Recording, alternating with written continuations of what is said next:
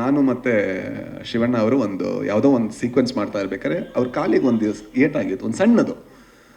But ನಾನು ನೋಡಿದ್ದೀನಿ, ಅಂದರೆ ನಾವು ನಟರು ಎಷ್ಟು ಸೆನ್ಸಿಟಿವ್ ಇರ್ತೀವಿ, ನಾವು ಎಷ್ಟು ಅಟೆನ್ಷನ್ ಸೀಕ್ ಮಾಡ್ತೀವಿ. ನಾನು ಹೇಳಿದೆ ಅವ್ರ ಜೊತೆ ಕೆಲಸ ಮಾಡೋದ್ರ ಹತ್ರ ಹೇಳಿದೆ, ಅವ್ರ ಕಾಲಿಗೆ ಸ್ವಲ್ಪ ಏಟಾಗಿದೆ, ಏನಾದರೂ ಮಾಡಿ ಸ್ವಲ್ಪ ಇದು ಹಾಕ್ತೀರಾ ಅಂತ.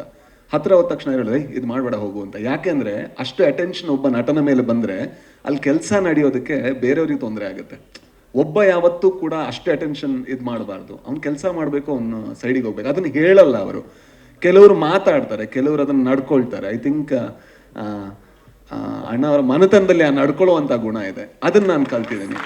ಅಂದರೆ ಕಲ್ತಿಲ್ಲ, ಅದನ್ನು ನೋಡಿದ್ದೀನಿ. ಕಲ್ತಿದ್ದೀನಿ ಅಂತ ಹೇಳಿದ್ರೆ ದೊಡ್ಡದ ಇಲ್ಲ, ನೋಡಿದ್ದೀನಿ ನಾನು. ಜೊತೆಗೆ ಉಪ್ಪಿ ಸರ್, ಅಂದರೆ ಅವ್ರ ಜೊತೆ ನಾನು ಅವರ ನಿರ್ದೇಶನದ ದೊಡ್ಡ ಅಭಿಮಾನಿ. ಅವರ ಪೋಸ್ಟರ್ ನೋಡ್ಕೊಂಡು ನಾನು ಸಿನಿಮಾ ಕಲ್ತವನು. ನಾನು ಕಲ್ತಿದ್ದೀನಿ ಅಂದರೆ ನನ್ಗೆ ಸಿನಿಮಾ ಮಾಡಬೇಕು ಅಂತ ಅಂದ್ಕೊಂಡವನು. ಅವ್ರ ಜೊತೆ ನನಗೆ 1000 ವಿಷಯಗಳು ಡಿಸ್ಕಸ್ ಮಾಡ್ಬೋದು. ಅವ್ರು ತುಂಬ ಏನಾದರೂ ಕೇಳಿದ್ರೆ, ಈಗ ಯಾವುದೋ ಒಂದು ವಿಷಯ ಬರುತ್ತೆ, ಯಾವುದೋ ಒಂದು ಕೇಳಿದ್ರೆ ಯಾಕಿದೆ ಹೀಗೆ ಜೀವನ ಅಂತ ಏನಾದರೂ ಮಾತಾಡ್ತಾ ಹೋದರೆ, ಯಾಕೆ ಯೋಚನೆ ಮಾಡ್ತೀರಾ, ಅಷ್ಟು ಆರಾಮಾಗಿದೆ ಅಲ್ವಾ, ಮುಂದೆ ಅಲ್ವಾ, ಆರಾಮಾಗಿರಿ, ಚೆನ್ನಾಗಿರಿ ಅಂತ.